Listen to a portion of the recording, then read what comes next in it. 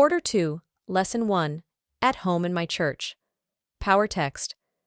Therefore, as we have opportunity, let us do good to all people, especially to those who belong to the family of believers. Galatians 6 verse 10. Do you like organizing things and people? It's a gift to be able to do that. The disciples had their hands full after Pentecost, with people losing homes and jobs because of their faith, but they pulled together, and everyone had food, clothing, and a place to live. Try to picture the interactions within the fellowship of believers. After Pentecost, the number of believers continued to grow.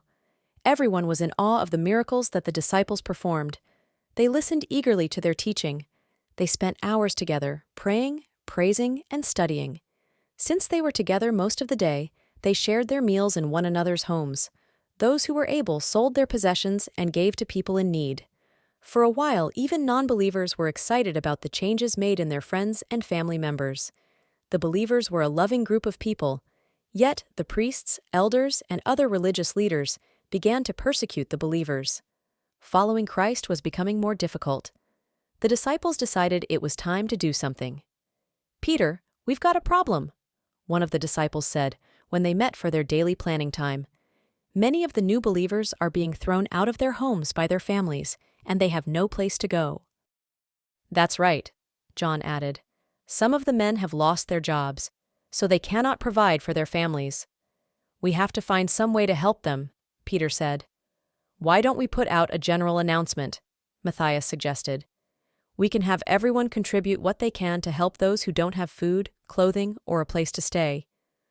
"Will some of you organize this right away?" Peter asked. "We'll need a list of what is turned in, so we know what we have to distribute." In just a few days, the disciples made contacts with other believers.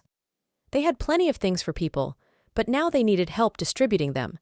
So they invited the believers to contribute to the distribution of the supplies. Within a short time, the volunteers were ready to start working. Some were willing to help because they wanted to work in return for the food and shelter they would be given. Others helped because they loved God and His people. Soon those who were struggling to provide for their families received from the followers of Christ what they needed: food, shelter, clothing.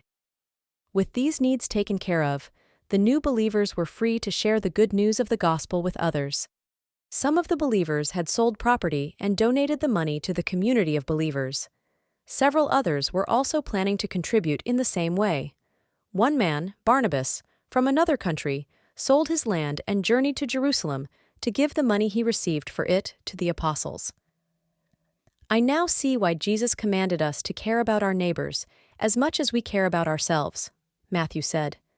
The apostles and the other believers were happy and grateful for the outpouring of love. It made them want to love and serve God and one another even more. The description of the early Christian church recorded by Luke in the book of Acts serves as an example of authentic Christianity for us who live in the present age.